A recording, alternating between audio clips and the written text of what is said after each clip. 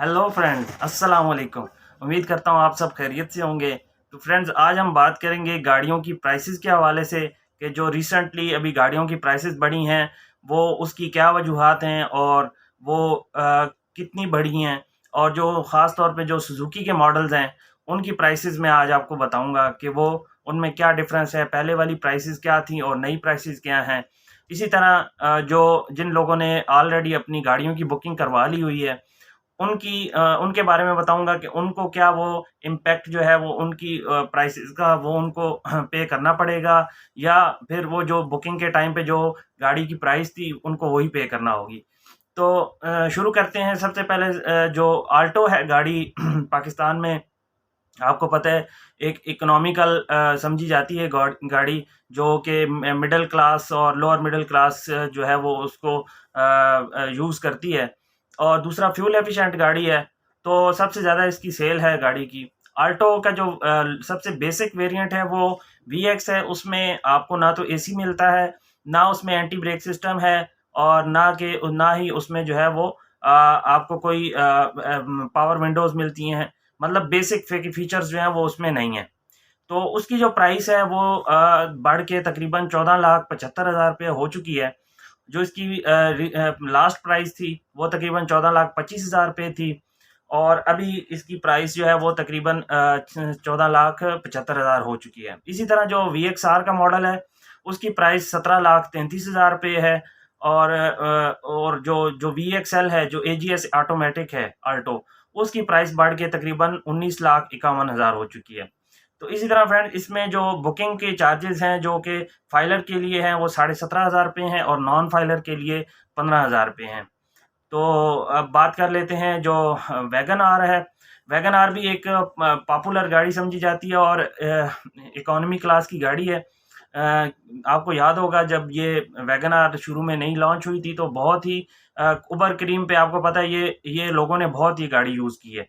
तो उसके बाद से इसकी प्राइसेस जो हैं वो बढ़ती जा रही हैं। आपको अच्छी तरह याद होगा जब ये इसका मॉडल लॉन्च हुआ था, तकरीबन साढ़े 11-12 लाख की ये गाड़ी होती थी। तो अब तकरीबन जो इसका जो बेसिक वेरिएंट है, जो कि VXR है, वो तकरीबन 20,84,000 का हो चुका है, और 2 मिलियन जो है वो उसकी उसको क्रॉस कर चुका है। और जो इसका मिडल वेरिएंट है जो कि VXL है, उसकी प्राइस तकरीबन 21,99,000 हो चुकी है। ऑलमोस्ट 22 लाख प्राइस हो चुकी है उसकी। और इसी तरह जो इसका टॉप वेरिएंट मॉडल है जो कि AGS है ऑटोमेटिक, वो तकरीबन 23,99,000 का हो चुका है, ऑलमोस्ट 24 लाख। तो इसकी जो नॉन फाइलर की बुकिंग की प्राइस है वो तकरीबन 15,000 है, और जो फाइलर के लिए है वो 15,000 है, और नॉन फाइलर के लिए 30,000 है। तो अब बात करते हैं कल्टस की। तो कल्टस जो है वो उसका जो बेसिक वेरिएंट है वो VXR है, जिसमें आपको ना तो एयर बैग्स मिलते हैं, ना ABS है, और ना ही उसमें जो है वो पावर विंडोज़ हैं। तो उस उसकी जो बेसिक की प्राइस है वो तकरीबन जो स्टार्ट हो रही है वो 23,30,000 से स्टार्ट हो रही है। और इसी तरह जो इसका VXL मॉडल है, जो मिडल वेरिएंट है, वो तकरीबन 25,64,000 का है। और इसी तरह जो AGS है इसका, AGS तकरीबन 27,62,000 का हो चुका है।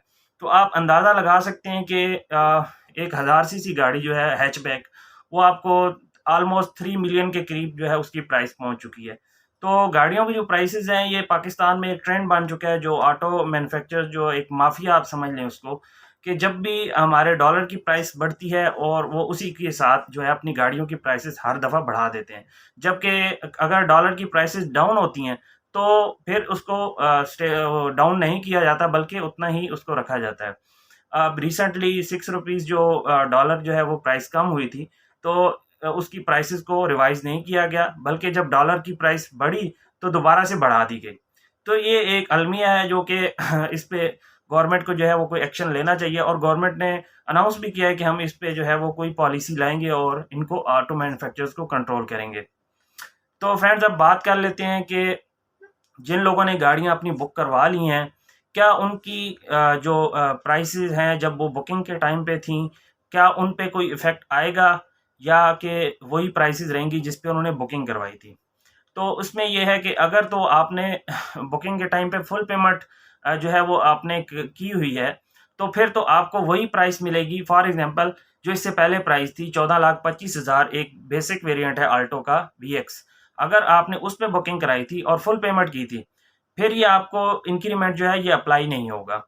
और अगर आपने पार्शियल पेमेंट की थी, मतलब आपने हाफ पेमेंट की थी या आपने जो बुकिंग पेमेंट थी वो आपने पे की थी, तो फिर जितना भी प्राइस बढ़ती जाएगी जब तक कि आपको गाड़ी डिलीवर नहीं हो जाती, उसका इम्पैक्ट जो है उसको वो आपको पे करना पड़ेगा, डिफरेंस जो है वो आपको पे करना पड़ेगा। तो उम्मीद करता हूँ फ्रेंड्स आपको वीडियो अच्छी लगी होगी। मिलते हैं इंशाल्लाह एक नए व्लॉग में। तो आपके लिए इसी तरह इन्फॉर्मेटिव वीडियोस लेके आता रहूँगा। अल्लाह हाफिज़।